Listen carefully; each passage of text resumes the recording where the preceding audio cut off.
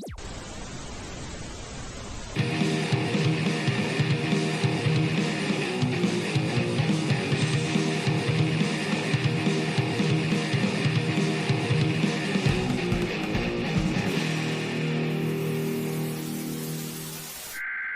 interrupt our program to bring you this important message. So the real misconception of Tren de Aragua is that it's just a prison gang. It started in the prisons, and that's not true. Where it started was in the 90s with Hugo Chavez. Hugo Chavez was the president of Venezuela, and what did he want to do?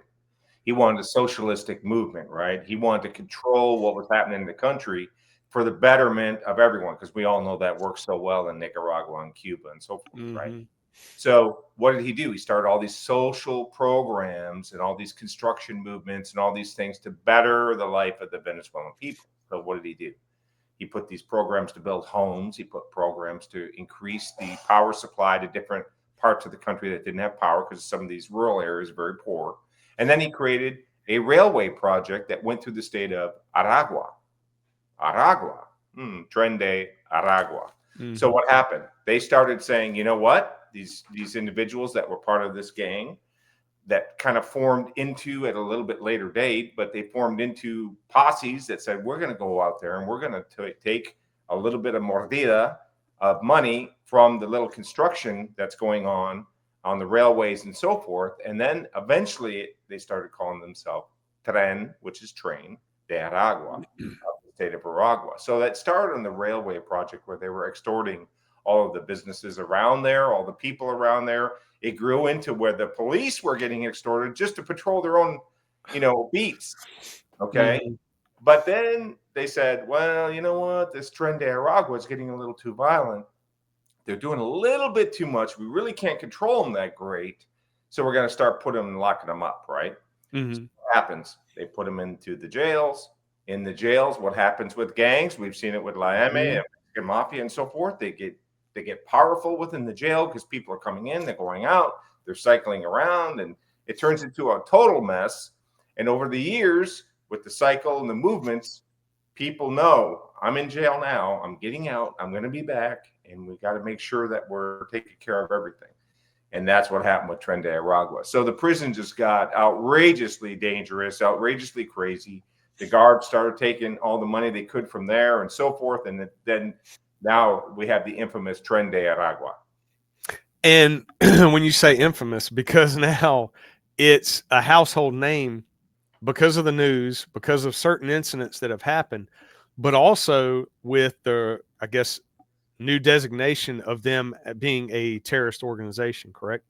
Yeah. So, back in February, we had a lot of designations. Tren de Aragua was one of them. And all of this came about, and let's go way back and dig a little bit deeper into what, Venezuela was doing. So we had this Hector Rutherford, El Guerrero. He was the one saying, I'm the leader and I'm this and I'm that. They don't even know where he is right now. Okay. Because what they started doing in Venezuela was kind of cracking down on them, but not cracking down on them. They were trying to keep them somewhat contained. It's like taking, a wild beast and saying, we're going to put you in the living room with grandma. You might chew on the little chewy toy a little bit, but don't chew on grandma. Well, it doesn't work that way. Right? So they started expanding to other countries as well, because their model of extortion, prostitution, kidnapping, all these things worked in other places. And one of the places that they went to and they really saturated was in Chile, which wasn't a smart move because Chile is a first world country. Chile has a really good national police department. They have really good investigators. They're paid very well. They're not very corrupt. So they've kind of got a handle on it now. And, we're talking, back in the early 2000s and so forth, moving through until now. And, they spread to Ecuador, Brazil, Panama, obviously up into Central America and Mexico has come to more recent years, right? Because the border, when it opened up back, in 2020, and everyone knew the border was open. And you have the Venezuelan government. Now it's changed from Hugo Chavez. He died in, 2013, right? So then have Nicolas Maduro, who's 50 million bounty on his head. He's in power, right? And then you have the Cartel de los Soles, which included, at this time, the vice president. His name was Tarek El-Assaimi. I'm the only known U.S. agent to ever met with Tarek El-Assaimi, who has a long history of terrorism, and his father actually was involved with terrorist groups back in the day with Saddam Hussein. He has a long heritage of dealing with all of the shitbags in the world. Okay, he was the vice president along with Nicolas Maduro. Now, when I was there back in the day, 2010 to almost 2013. He was the Minister of Justice. Okay. So it's a little dichotomy going on here. The Minister of Justice. But guess where he was long before that? He was the governor of Aragua. Yeah. Interesting. So, yeah. So now we have some mentioning this. We'll kind of ping pong and come back. Then we come up back to recent days where Pam Bondi puts out the designation as per Trump's order. And they mention who? Tarek El-Assaimi. Wow. Why would they mention Tarek El-Assaimi and the relationship, not only with the Cartel de los Soles, which is obvious because he was part of the Cartel de los Soles, but with Tren de Aragua? Why is he mentioned in that document? Being the governor, he was probably reaping a little bit of the rewards that were coming from some of the, from the extortion and so forth, and the other criminal activity, probably for letting them kind of have their way to some extent, and the permissiveness in that state spread obviously throughout most of Venezuela into the prison and so forth. So when you connect the dots, and that's why people are saying, well, what does a Cartel de los Soles? What is this Cartel de los Soles? It doesn't even exist. Well, let me tell you something. It does exist. And the reason why it exists is because of things like this that spread internationally. Nationally, and now it's affecting the U.S. So people were like, "Whoa, what's happening?" Okay, we could talk about the Cartel de los Soles in a little bit, but when these gang members said we're going to come to the United States, the U.S. government provided all the sustenance they needed to grow. They came to the border, they filed their asylum claim, they got a ticket. Where do you want to go? You want to go to New York? You want to go to Chicago?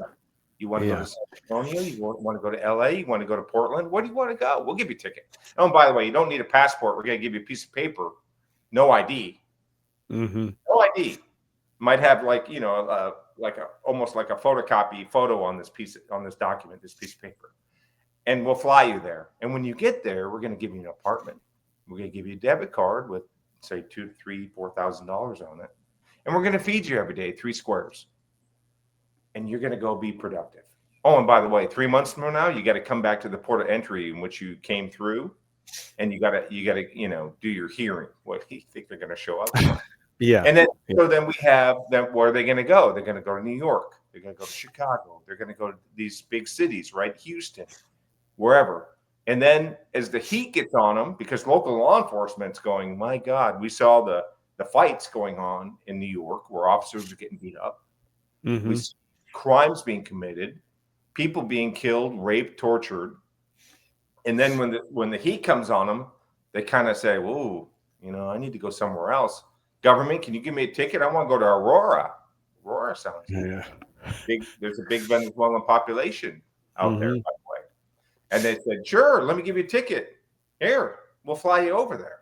And they go to Aurora. And next thing you know, they're taking over whole compounds of apartments, and these poor people are trying to make it. Most of the Venezuelans that are there are just trying to make it. Now they're being extorted, just like they're back in the state of Aragua.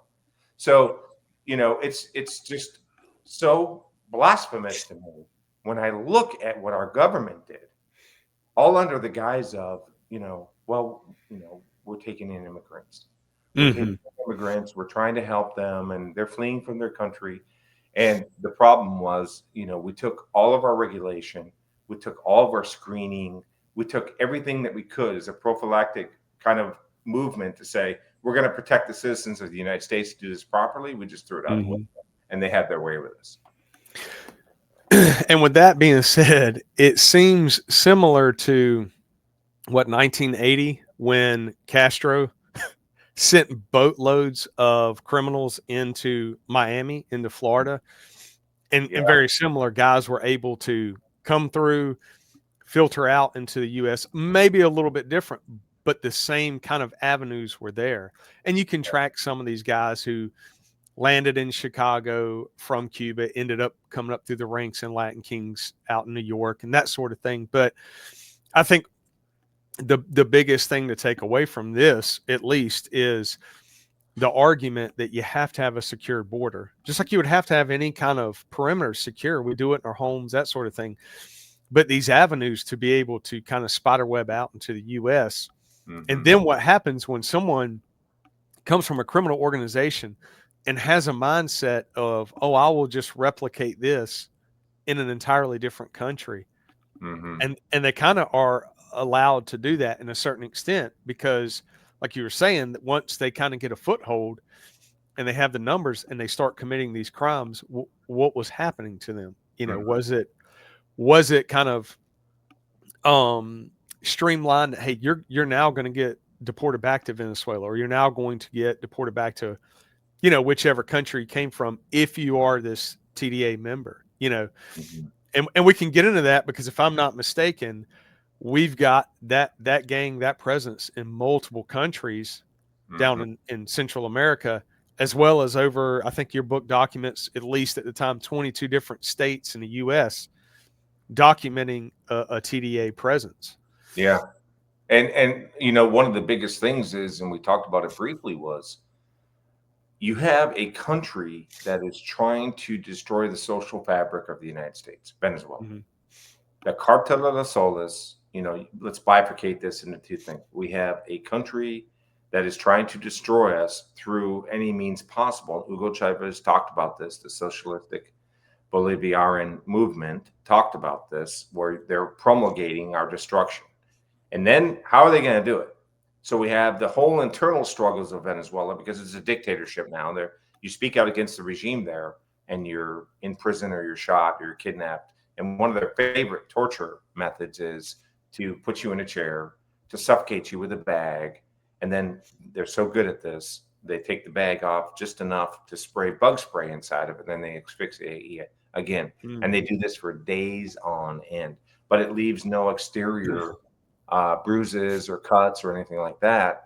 And then these poor people are breathing this stuff in, and they're just torturing the hell out of these guys. And then they let them go, and they're like, "I was tortured." They're like, "We didn't do it. Look at him. He looks great. You know, look at this." You know, and so the tactics they use are just incredible. When I was there, they would lock up these generals that were saying, "Hey, you know, you can't do this. What are you doing?" You know, they're trying to change the Constitution. They're taking powers away from the Congress. They're not, and the general would speak up. Next thing you know, he's sitting in prison. You never hear from him.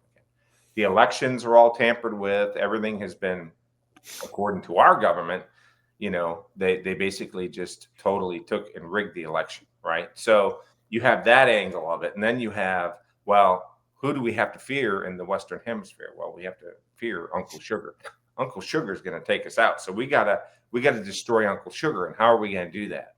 And we talked about Tarek El-Asami and his relationship, which is obviously evident. There's something going on. And I kind of talked about it a little bit. Just this is from me piecing it together, not from information I gleaned when I was working for the government. When I see, and I've studied Venezuela greatly. I lived there for 3 years, and I've worked cases there for many years.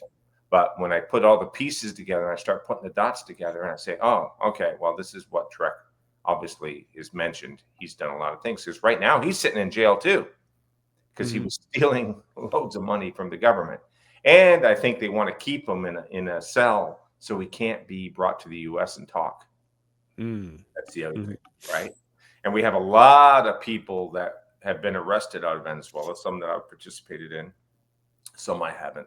And what do we want to do? We want to turn, you know, Uncle Sam, we always want to turn someone into a witness so that we have information that we can put in grand jury and we can indict. And remember, these guys are all indicted. Back in 2020, indictments came out. Maduro, Tarek El-Asami, Nestor Reverol, Heriberto Molina, and more and more and more, right? So a lot of these guys I've met with, I've talked with, I've done things with. So I've met all these guys and I've worked with them, knowing that they were all dirtbags, right? Committing crimes. But what's my job? My job is to kind of get in there and kind of figure out what's going on. Who can I get a hold of? Who can I not get a hold of? How many HVTs or high value targets can I arrest in country and so forth. So, and you had to have some relationships to do all that. And it's not an undercover. I was not an undercover, but some people could say, well, it's undercover. Well, no, not really. They knew who I was. But what I was doing is working investigative angles, elicitation, and all those different things, which is a whole different scheme to get these guys and their information. So when I talk about it, I know what I'm talking about because I met with these guys. I've lived there, I've done all this thing. So let's discuss that second part of the bifurcation, right? Mm-hmm. How are we going to destroy Gringolandia? How are we going to take Mickey out and, be able to stay standing as, Uncle Sugar's coming down on us? And that is, we're going to flood it with lots of cocaine. Mm-hmm. We're going to take the FARC, the Fuerzas Armadas Revolucionario Colombianos in Colombia. We're going to get an alliance with them because they're freedom fighters too. They're freedom fighters and we're freedom fighters, and we're going to harbor them and shelter them in Venezuela when they get in trouble and they're hiding from the Colombian authorities. By the way, they don't have to hide anymore because their president's embracing them, the new Petro, the new president in Colombia. So the pendulum swing as we talk, And so we're going to take all this cocaine and we're going to let them, we're going to let them bring it to the United States. But it wasn't long where they said, oh, we're going to help them bring it to the United States. So we had military personnel, police officers, military equipment, all these things, bringing it through Venezuela so we can launch SSPSs, we can launch, LPVs, submarines, we can do all this stuff. We can put boats and go fast and aircraft. And if you Google all this stuff, you'll see the aircraft in like 2010, they published all these different radar screens and all this other stuff. You can look at it. Mm-hmm. Thousands of flights going to Central America, clandestine flights going to Central America. And now, these clandestine strips, if this were Oklahoma, we'd be all over it. If this were Alabama, we'd be all over it. If this was Nevada, we'd be all over it. Venezuela didn't, we're all over it, but they weren't. They were participating and letting it go, right? So hundreds of metric tons a year. We're flooding our country.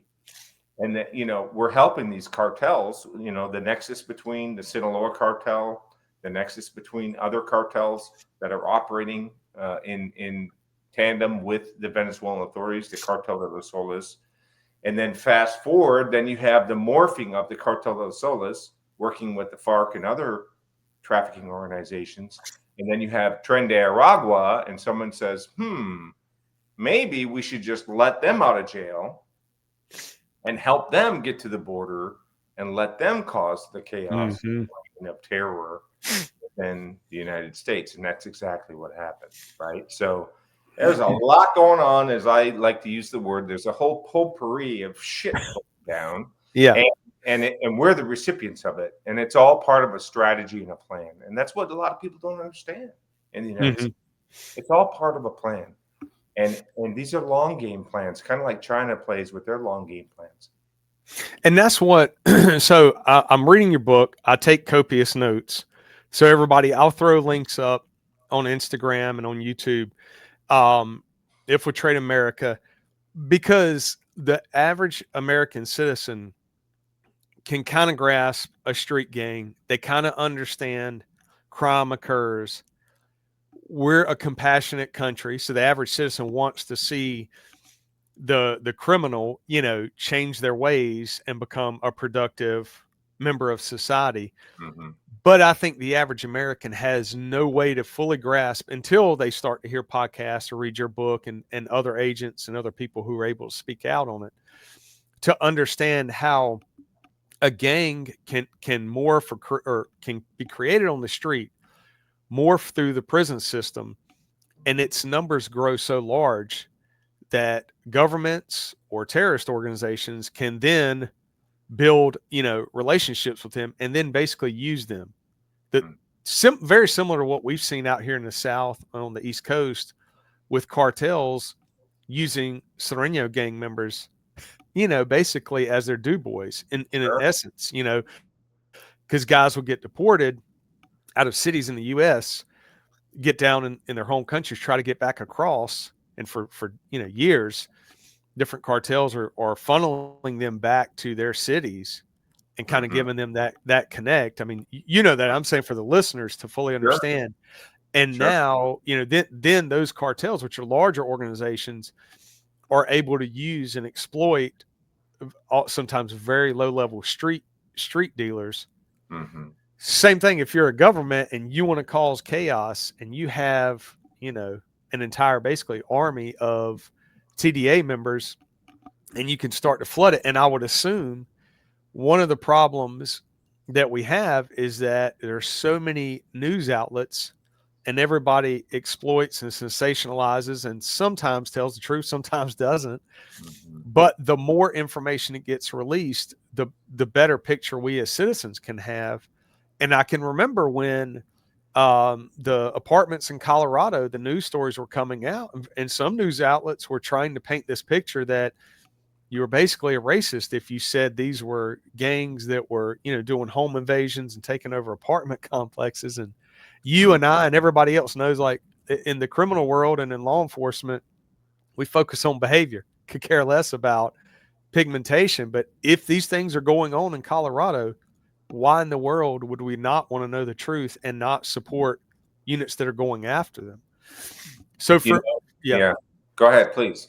Yeah, I was going to say for the listeners, so when you're speaking on TDA and other organizations that you've worked, you had an entire career, and part of that career, you were actually in country in Venezuela as a DEA agent. And if you could just kind of walk us through what it was like getting down there, the environment. Your book outlines it perfectly, but could you kind of explain to the listeners about that? Sure, sure. I'm going to back up just a little Mhm. bit from my time in Central America, which obviously, you know, we're looking at the, you know, it's the whole fusion of the MS-13, MS-8, or the 18th Street and so forth. Mhm. I was there and landed there in just the end of 2003, and I stayed till 2007. And while I was there, of course, you know, Guatemala and El Salvador, I was traveling back and forth and doing all kinds of things, Honduras and so forth. You know, I mean, this is the mecca of the Salvatrucha. This is the mecca of these gangs, and we'll keep it really simple. We won't go in the weeds for the listeners that Mhm. don't know. These gangs, with the MS-13, for example, started really in LA. They were deported. They gained strength. The same kind of things we're seeing that happened with Tren de Aragua, we talked about, happened within El Salvador. It spread to Honduras. It spread to Guatemala, where I was.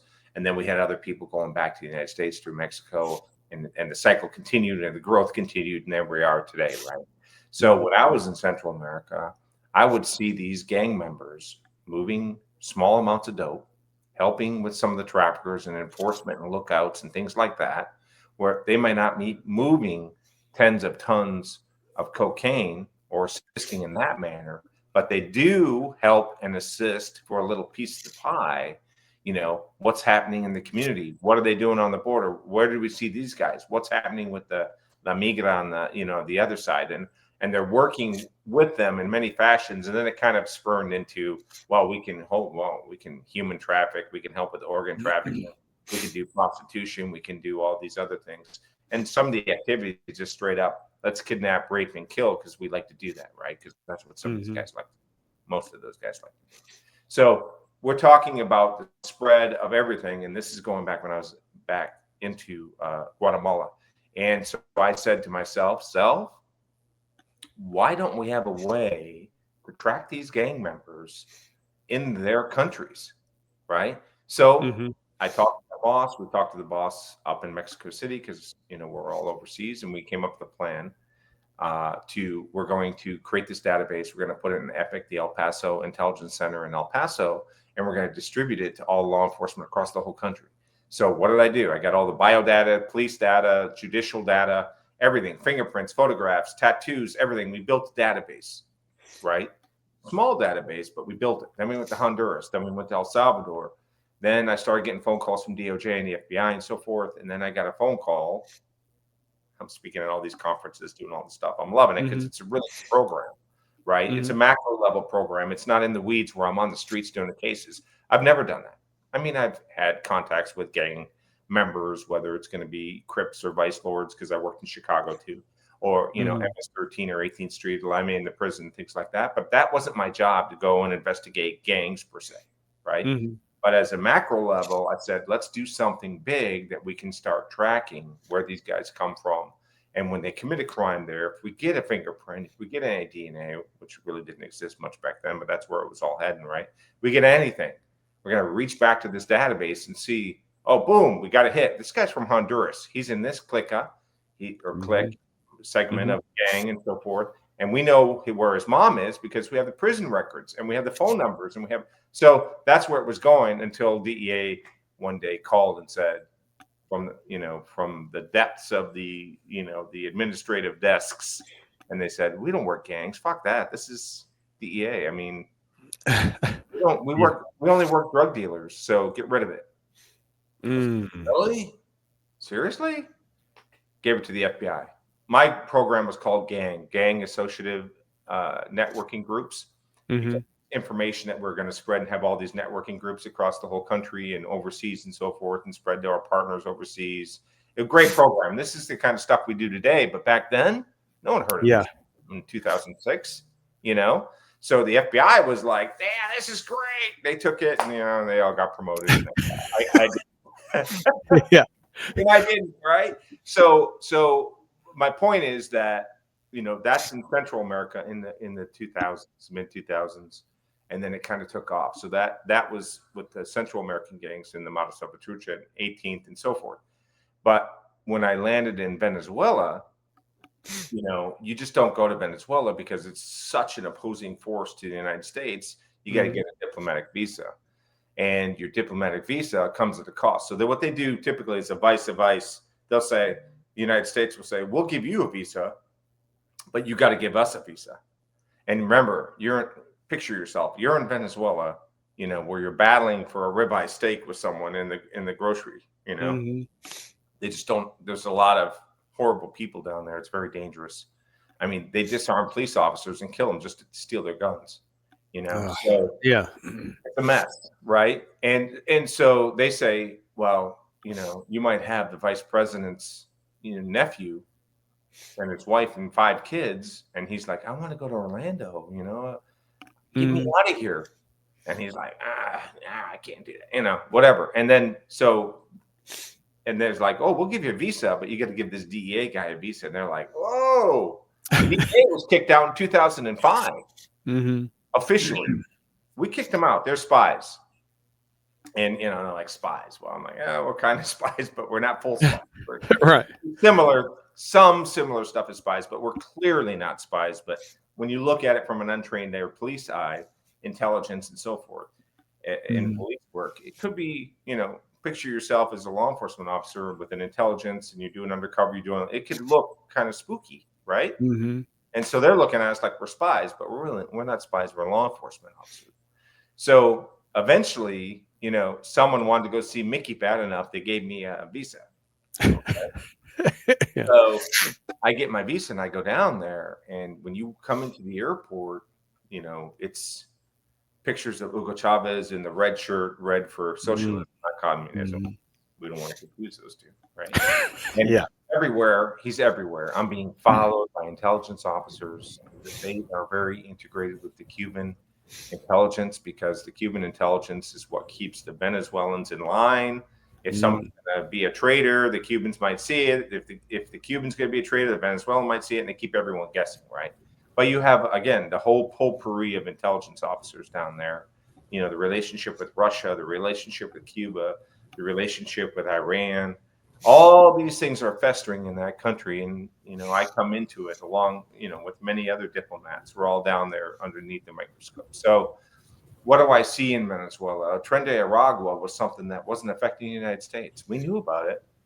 We knew what they were doing, prison riots and all this other stuff. When things got out of control, they were killing and doing all this thing. But Venezuela, like Colombia and some of these other countries, they have a long history of what's called like colectivos. Colectivos, and I talk about this in the book, they're basically these little anarchist kind of groups that think they're going to, they're fighting their own battles. It's kind of like Antifa with the umbrellas. It's kind of like the American version of the Antifa, right? they're going to protest whatever. Bus fares are too much. The colectivos are going to go out and they're going to take control of the situation. They create havoc and they're out there with their masks and throwing fire bombs and things like that. And they would come to the embassy and they were really at the behest of the Venezuelan government and pester the folks at the U.S. embassy. They come in and throw all kinds of stuff, paint, water balloons, ride around the parking lot, creating mayhem, making it look dangerous. And they did have some weapons and things like that. They could have hurt someone. But it wasn't like they were doing full scale. This was not Benghazi, right? Mm-hmm. They weren't coming in for us and things like that. But that's what's happening on the profile of the Americans. We're looking at it and we're like, who are these collectivos? Who is this Tren de Aragua? It didn't really affect us at that point, right? So, but when you look at it as a totality of a plan by the Venezuelan government, as it grew and expanded along with their narcotics trafficking, remember, they're pushing intelligence officers into the United States as tourists. They're trying to undermine every aspect of our social fabric. This just kind of turned into one of those things that we said, they said, oh, we can actually go ahead and start using them. And that's what they did. They flooded us. And look what happened. Look what happened in New York. New York alone. Look what happened. The funds that we wasted. Yeah. The funds. Whole hotels were rented out to these guys. Not all of them were Tren de Aragua, but a lot of them. I mean, there were a lot of them there, you know. And I just did a show the other day. It was a MSNBC show. Great show.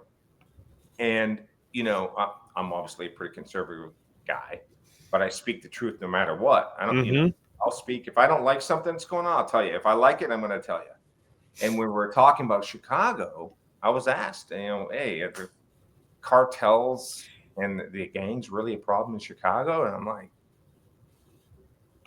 you really got to ask me that? You know, maybe rhetorical, right? And I'm like, yeah. Okay. So, very smart host. And I'm like, absolutely. You know how many people are getting killed? I have witnessed, had one case in point. We go to the house. I don't go to the front. I go to the back. We're supposed to get some dope that was like 300 or 400 kilos of cocaine. I knock on the back door. I'm the only Spanish speaker. I knock on the back door. A guy comes to the door and he does this. He's like, and the door opens. He's sitting there with the pito belt, the white boots, the whole Western. And this guy's straight out of what I would consider northern Mexico. And I know a lot about Mexico. I've been in Mexico all over. I mean, all over Mexico, not tourist spots. I'm not talking Cancun, okay? I'm talking really bad spots. Sinaloa, Sonora, all these places, Chihuahua, all these things. So, and I'm looking at him. So I'm like, I asked him in Spanish. I was like, first thing I asked him, you got a gun? The first thing I asked the guy. And he's like, see? And I'm like, okay, we had enough. We're going to do a knock and talk where you just go and you get permission. You just ask for come to the house, which is legally permissible. There's no problems with it whatsoever. You stay within certain parameters. You can knock on the door, ask for permission, go in and search the house. You can do that. Cops can do that. And that's what we were going to do. But we had a lot of information, but we really didn't want to reveal all that information. But in this case, with the guy and the gun and there, I'm like, no. We're going in. Yeah. So I grabbed this dude, a pit bull comes running around the corner. I kick the pit bull. He takes off. Thankfully, I didn't have to shoot this dog. And pit bulls are usually very aggressive, obviously. This one didn't like I wore a size 14 boot, so he didn't like the boot size maybe. And I, kicked him. We go in. Dope's not there. It was in a trap or a clavo. It was a hidden compartment in the car. It wasn't there. So I see an AK-47 by the front door. So come to find out, talking with this dude, if someone were to come to the front door, he was told just to spray the front door with the AK-47 because no one's supposed to come to the front door. Thankfully, we went to the back. Now, as we're a little disappointed, I think there was some money in the house. There might have been $1 million or something.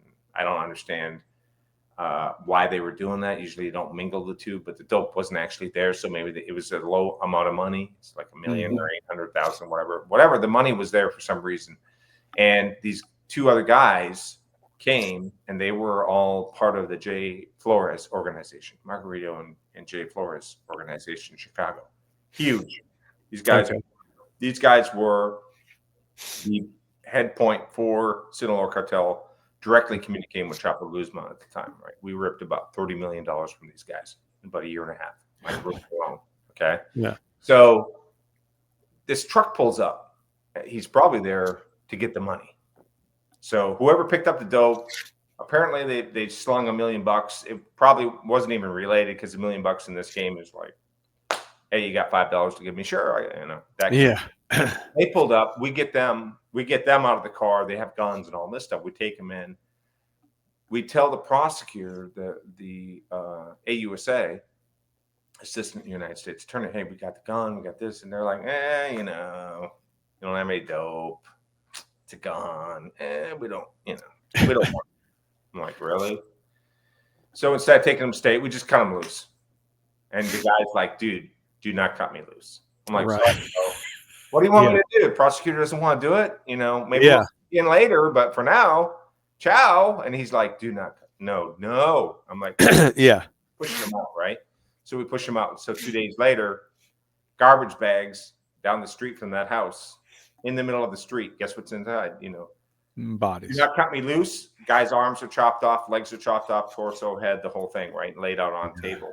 One of the lieutenants for my task force puts it on my desk. He goes, check this out. Remember this guy? I was like, oh yeah, I do remember this. He looks a little different now, Yeah. And so these are the kind of tactics these cartel members, are using in there. And then when we relate that to how the gangs kind of come into this, when you talk about structure of what's happening, you have source countries where the cocaine might be, or in today's day and age, you have cocaine, but you have all the fentanyl.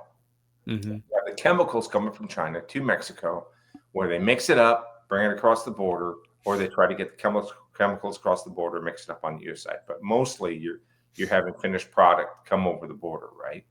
And then that is then taken logistically, put into hubs, whether it's Atlanta, whether it's Chicago, whether it's New York, whatever it might be. LA, obviously, is right there as a big first stop, right?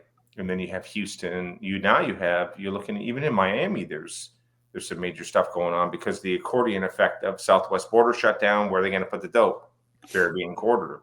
Well, now we have the Caribbean corridor. We'll talk about a little bit being shut down. Mm-hmm. So now they're like, where the hell are we going to bring the dope in?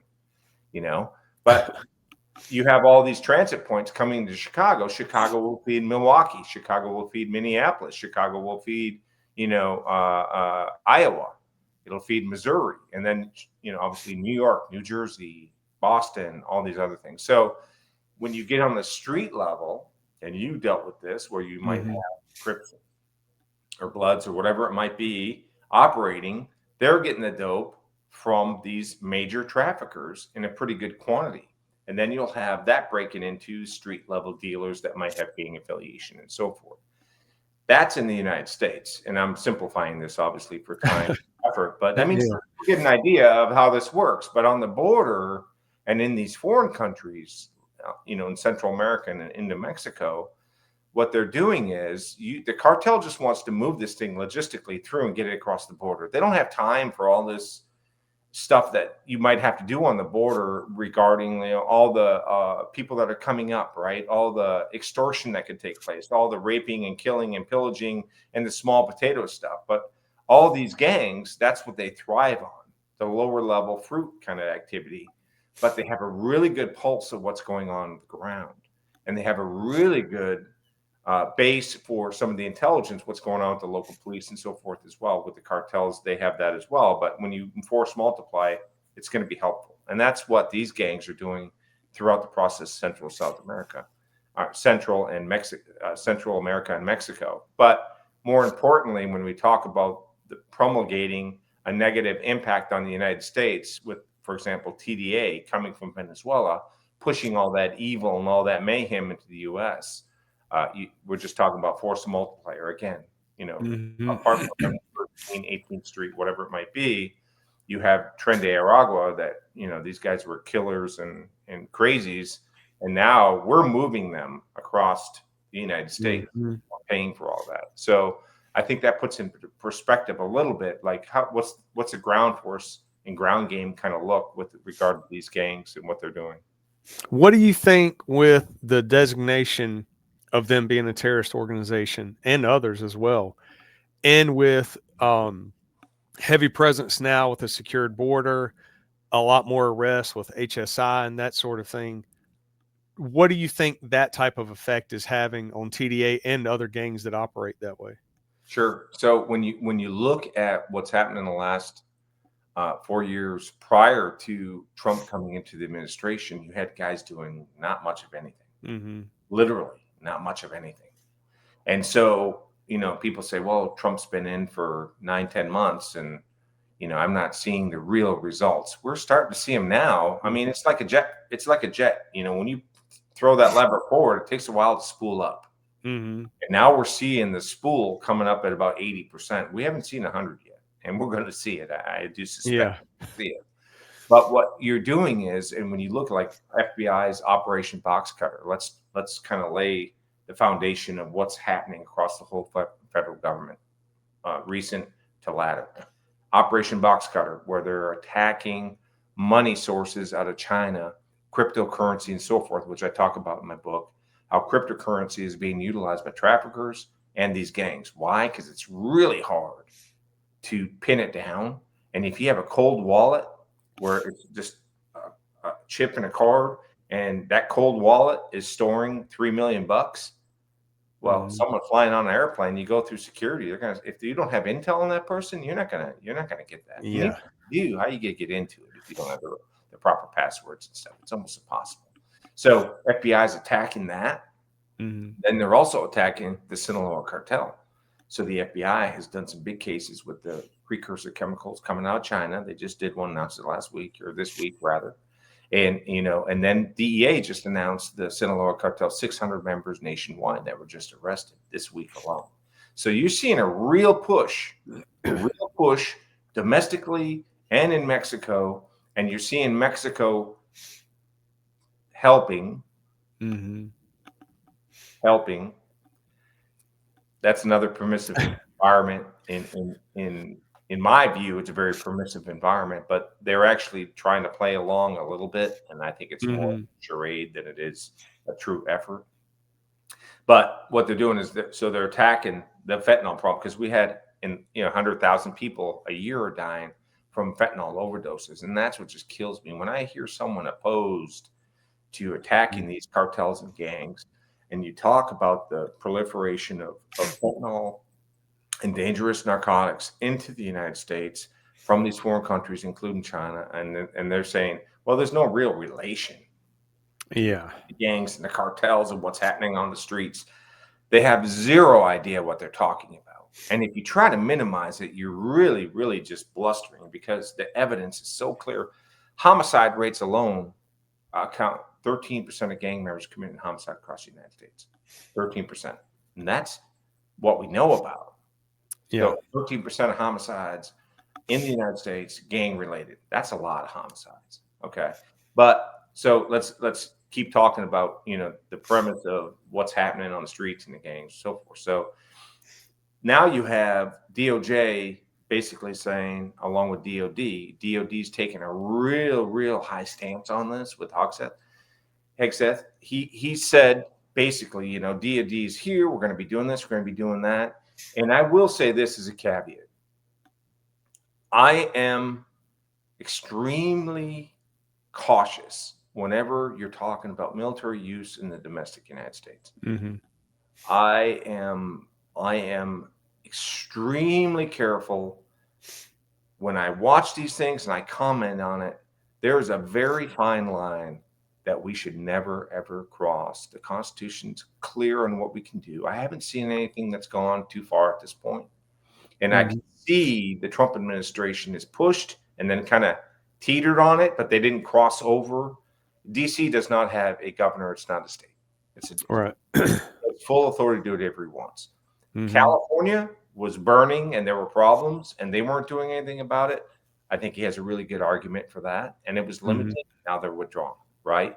So I don't have a problem with that. But when you have a Secretary of Defense that's kind of taken, the highlights and the spotlight, and he's talking about counter narcotics and all that stuff, I would prefer if he's going to talk, to do it in tandem, because messaging is very important. Mm-hmm.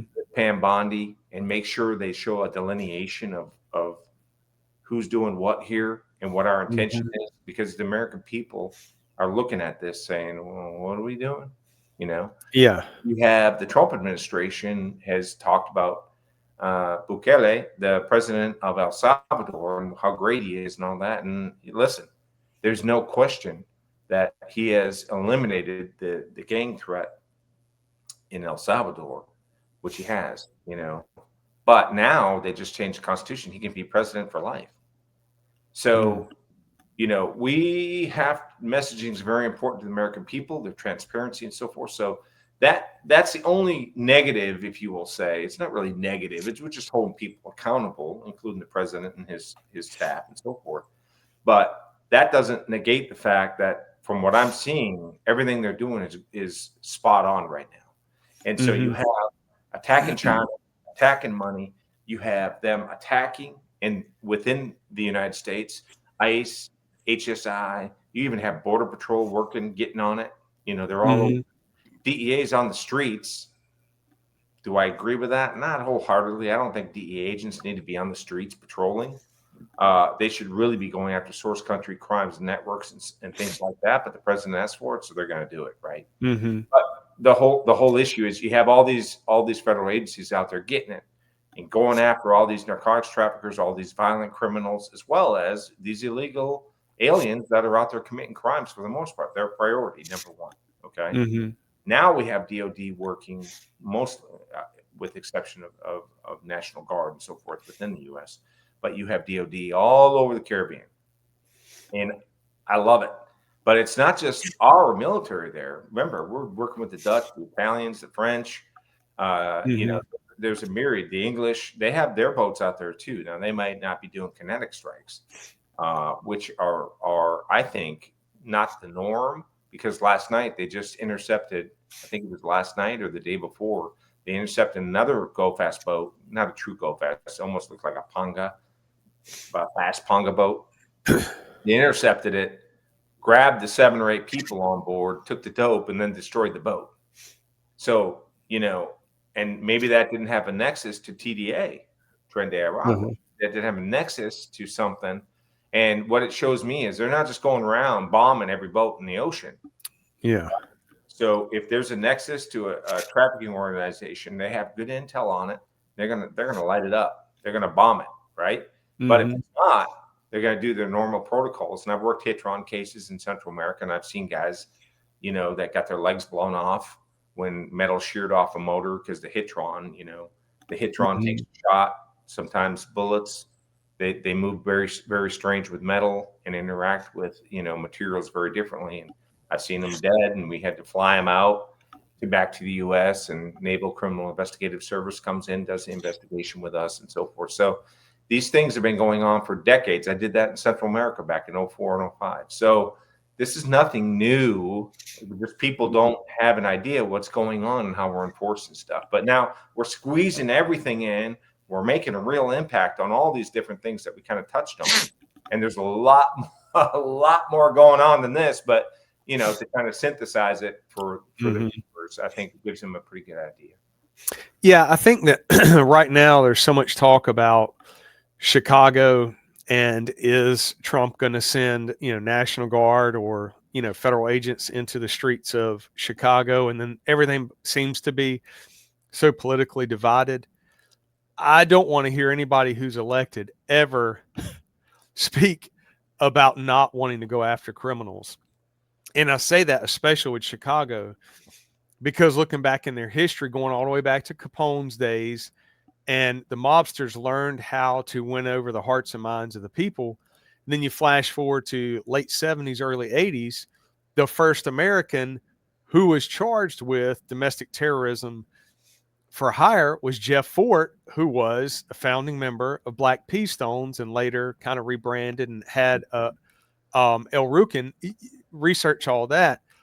But he and some of his people had actually made contacts with Gaddafi's people, and, you know, out of Lebanon, and the plot was to shoot down an American airline, and they had bought what they didn't know, but an inert round of a law, the light anti-tank weapon, shoulder-fired weapon, fire and forget from the Vietnam era.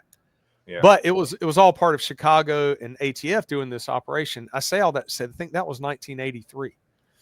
So coming full circle to 2025, what you just spoke about, gangs growing, governments, hostile governments that want to destroy the U.S., terrorist organizations. We can't get into it in this episode, but you've actually participated in other operations that do link to other, terrorist organizations. And I'd love to get into that on a separate episode. I say all that to say, I want people to watch the news, keep an open mind, and listen to the experts, and especially people who've been there, they've been on the ground. You've done these operations, you've done these arrests. We've only scratched the surface of what all you've done your entire career and the units that you've worked with. I want everybody to fully understand that because a lot of this has not been addressed on the local level in cities over the last 5 to 10 years, gangs have been able to proliferate through illegal channels of smuggling and that sort of thing. Now we're seeing populations, exploding of people who are here illegally, who are continuing that crime circuit. So I say all that to say the best thing we can do, I believe, as Americans is read, understand these issues, listen to experts, avoid any type of, political leanings, and just try to stay independent. Understand crime is in the cities. It has been able to flourish because a lot of cities have gone a hands-off, reactive approach. We know historically in law enforcement that never works. Coupled with the expansion of gangs across the U.S., I tell everybody, read your book. Your book outlines a lot going all the way back through history, but outlines a lot of what I think people need to know in order to move forward and make really important decisions, and to understand that we're Americans. We should love one another and, have respect for each other, but understand the totality of the circumstance. And we in America, I think right now, are stepping into this era of, transnational gangs also being in bed with terrorist cells. And it looks like the American government's going to deal with them in the exact same way. Mm-hmm. I appreciate your time. What's the best way listeners can get in touch with you? And if you don't mind even mentioning some of the shows or some of the other podcasts you've done, because I've listened to 2 others that were absolutely incredible. Mm-hmm. Well, listen, thanks for having me on. I think, as a basic background of what's happening with these gangs and the cartels and the landscape across the country, it's important that people, they get the facts, right? Mm. And listen, find someone that really knows what they're talking about, and they're not just kind of commenting, I've lived in New Brunswick, Canada my whole life, but I was a cop 6 years for the province of New Brunswick, and therefore I worked a case where I took down and you're like going, wait a minute. Find someone that's reputable. A lot of reputable guys out there. Start listening when you're dealing with these kinds of things. You go like Steve Murphy. Steve Murphy, friend of mine, I got to know him. He's an excellent person. Not only is he just a down to earth Southerner gentleman, he worked the biggest, baddest, took down Pablo Escobar back in the day. He and Javier and a bunch of other people, and he'll be the first to tell you it was a whole group of people that did it. But Steve Murphy, watch his podcast. He talks about a myriad of different crimes and different things, and he has guests on his show. You can look at Border Coasts, which Rocco Vargas, I just did his podcast a month or so ago. He has some really great topics on there. You can look at Mike Drop with Mike Ritland. Fantastic guy, American hero, K-9 operator for the Navy SEALs. We know some people in common. And I did his show some time back, and he's just a fantastic individual. He has cutting edge stuff, not just military guys, but law enforcement, PhDs and professors and all kinds of stuff that he has on there. Extremely interesting stuff. And you can just Google my name, Wesley Tabor. You can go to wesleytabor.com. You can go to infiltrateamerica.com and look at my book. Has links to the book on Amazon, Infiltrate America. and it also has links to my website because I do speaking engagements and things like that. I've been a victim of crime. I broke my neck in 2001 when a drunk driver hit me. The driver had absconded after using a fake name, was on the run for 23 years. He came back after I retired. I got a phone call. We found him. Do you still want to do something with the case? I'm like, yeah, I want to do something with the case. And then he got probation, he got probation with no additional charges because he grew up in a horrible home and he had no money and no opportunity. Well, you know what? I was the same way. My book, Beyond Blurry Lines, coming out next summer. Beyond Blurry Lines is going to detail like a memoir. It kind of talks about how I grew up. I lived in a bus at one point, had no education. First one in my family go to college. Of course, police officer, became an agent, traveled the world, got to do all kinds of cool stuff.